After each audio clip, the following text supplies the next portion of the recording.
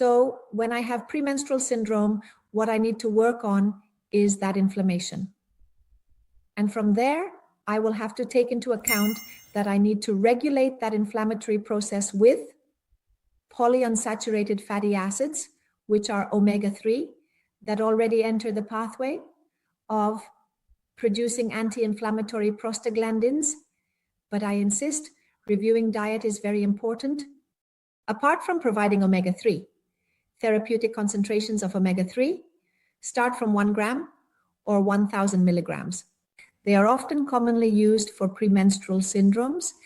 They are usually used between 1 gram and 1,200 milligrams, which is the dose that has a therapeutic effect. The goal of providing omega-3 is to change that. The pool in the membrane is to increase that percentage in the diet through oral supplements that reach that part of the storage pool in the membrane. Okay, so that part is very, very important, and always think about that nutritional question. Second, regulate the hormonal response. We will always be talking about hormonal response regulations. Okay, we have discussed, if we remember, that we have 2 points, the quantity part and the hormonal response part. Well, what can we do in this case of imbalances in premenstrual syndromes with the regulation of the hormonal response? There are substances that are regulators of hormonal responses, mainly of estrogenic response. I will talk about this because in most premenstrual syndromes, and the hormone that causes those symptoms, the imbalances, is the estrogen axis. Progesterone-related pathologies will be discussed later, but mainly estrogen axis here.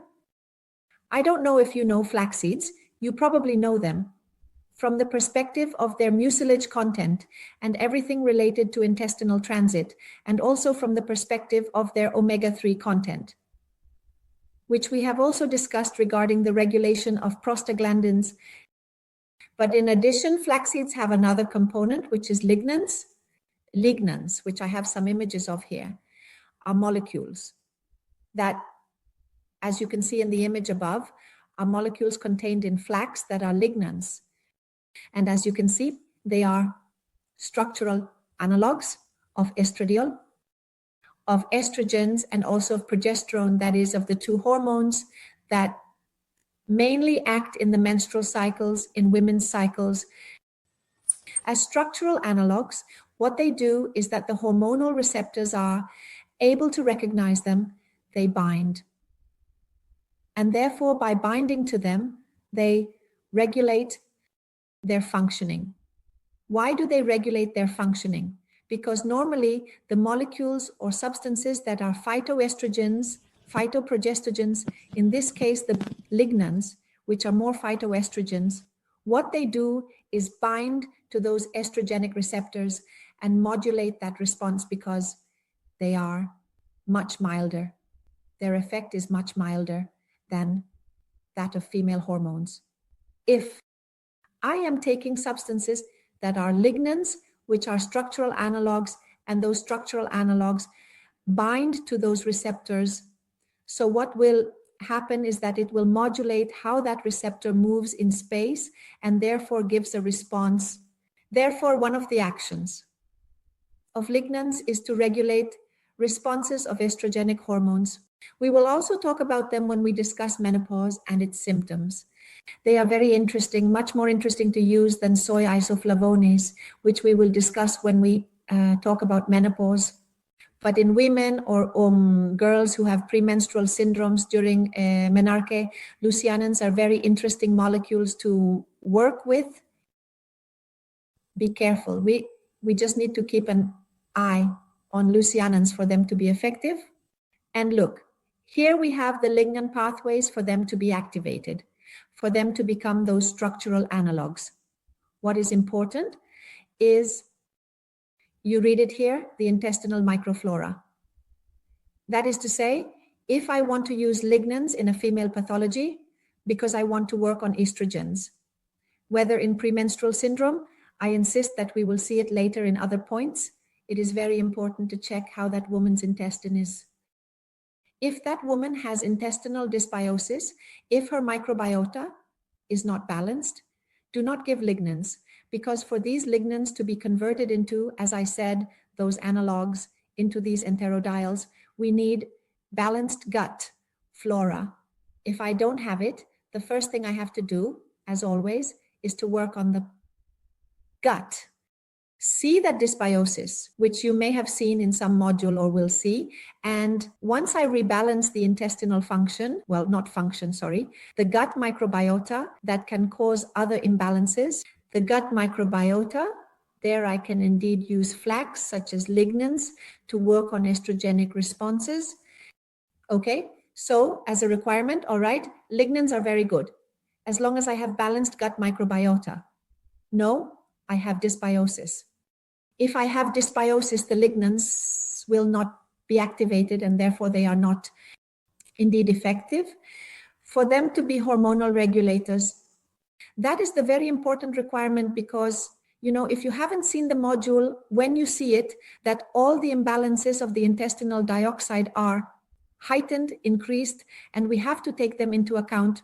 Well, notice that they are also very important for hormonal axis. And then we have plants. We have plants that help us to work, to address all these types of imbalances at the level of hormonal responses, especially because these plants, some of them have active principles that are also structural to our estrogens and therefore our receptor analogs, and others work by signs and symptoms such as fluid retention. There are plants, for example, dandelion, which is a plant that is very rich in flavonoids. And this plant that is rich in flavonoids works on all inflammatory processes. At the level of phytotherapy for premenstrual symptoms, it is one of the ones we use.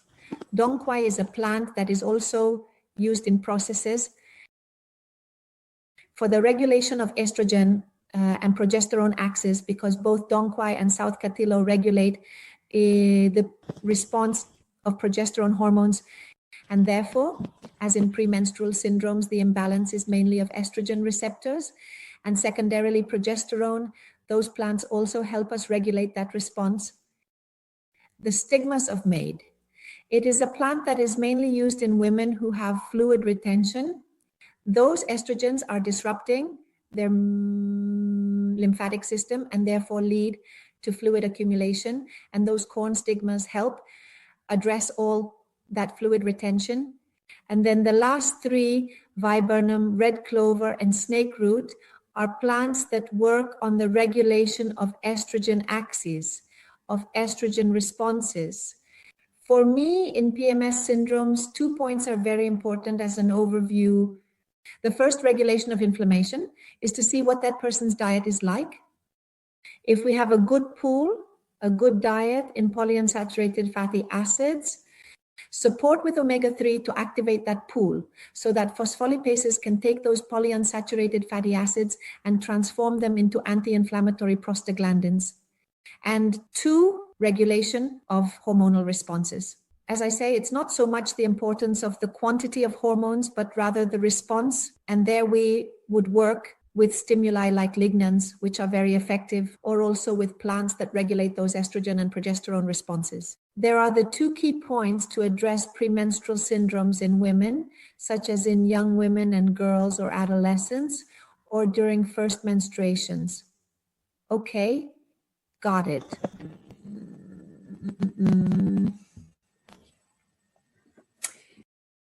What happens when we have late menarches? It is not usually, well, at least it is not the most common frequency, but what happens?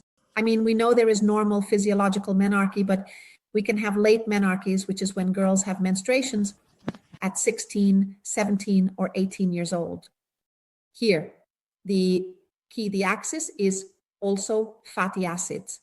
What is happening? In many cases, it has to do with processes of a diet with low C fat content, or they are adolescents who have eating problems, behavioral issues, or in many cases, there may also be excessive sports that lead us to all that imbalance. Okay, so here, what can we do? I tell you that I won't insist so much on this because what we are going to have is the next one, which is typically when menstruation is advanced. But here you always have to work with oils, either in food, increasing nuts, increasing foods rich in omega-6, like black cumin and borage, to activate or regulate all that estrogen production. That's why these oils are also used in menopause, okay? And we have also talked about flax seeds for their richness in lignans as regulators of sex hormones, okay? Therefore, here the key is the oils in food, the lipids, omega-6, 3, as regulators with lignans. With these two stimuli, menstruation is typically activated in the body. This process is usually activated now. One of the problems we are encountering the most is working on the whole issue of early menarche, okay? Early menarche. What is happening? We are increasingly having more girls under 10 years old, 8 or 9 years old, who are mainly having problems. Problems. They are menstruating, and that is a problem. That is a problem. Since, first of all, it separates growth, and secondly, there is an impact on growth. And there is much more exposure to hormones for many more years, which can later produce alterations in the response to hormonal cancers. And so we need to take that into account. When working on hormonal axes, it is very important. We are increasingly seeing more girls in consultation who have breast buds or who have the appearance of pubic hair or axillary hair at younger ages than should normally appear. What 3 stimuli can cause this to accelerate? This is primarily a problem of hormonal response. It is indeed true that it was previously believed to be due to hormone-treated foods, and it can also be mainly, there are certain types of foods that have a very high hormone load, such as chicken. The chicken is an animal that takes 9 months, 10 months in its adult age. That is to say, it should be in the market in that time, but they are in the market in a month, and this is mainly done by exposing them to hormones. Hormones that are growth sex hormones. And when we consume them, we are incorporating them massively into our diet. But what happens with other diets, with other women, with other families that do not consume an excessive amount of this food, or even more and more are vegetarians and have absolutely no consumption of animal products. And there are also cases of girls who have very early menarche. Well, there are 2 stimuli here. One that is more known, which is high hydrogenated fat diets. When we have high hydrogenated fat diets, that is prepared foods that contain these fats, these hydrogenated fats, activate estrogen receptors, activating the response of estrogen receptors. This will also be very important in pathologies like fibroids that we will see later. But also, and this is something very interesting that was studied in a Chilean biochemical research group. This part here is very important. Sugars, diets rich in sugars that produce hyperinsulinemia. And this hyperinsulinemia activates. It is the increase of insulin. Not only does it work on everything related to glucose, response at the cellular level, no, it is that high insulin diets increase aromatization. That is, they activate aromatases in extraglandular tissues and activate the estrogenic stimuli, such as in response to that insulin, are observed. I found this wow, because this relationship had not been combined or discovered until recently. And it is very interesting because now not only do fats influence us, now not only do hormone-treated foods influence us, but if we have a diet that is rich in refined flours or sugars that is activating the estrogen response and can activate gynecological pathologies. Of course, we can accelerate the onset of menstruation, but it can also be a cause, for example, of fibroids, as we will see later. I insist, diet is very important in everything, but in gynecological pathology, it is extremely important. If I want to work with a girl who at 8 or 9 years old is starting to develop breast buds or is starting to have pubic hair, those sexual characteristics are beginning to appear. To regulate that response again, I also have to address the diet. And I have to review how her diet is in fats and oils, in sugars and carbohydrates, that is refined flours and sugars such as processed and artificial, and in hormone-treated foods. Those are the 3 points that I have to review to work on the response to hormonal receptors. We'll talk about it later, about estrogenic hormonal receptors. We'll discuss it later when we talk about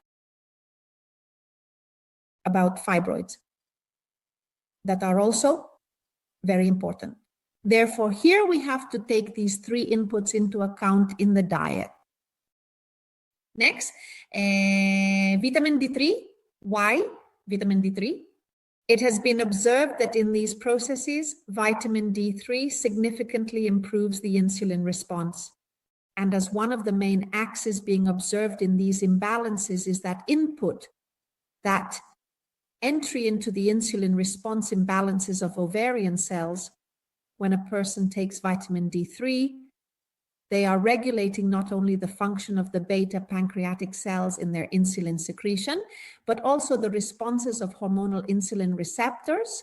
I was thinking, that's why I was hesitating, that vitamin D3 is now known not only to be a fundamental vitamin for bones, but also to have very important hormonal effects, particularly in sexual hormones.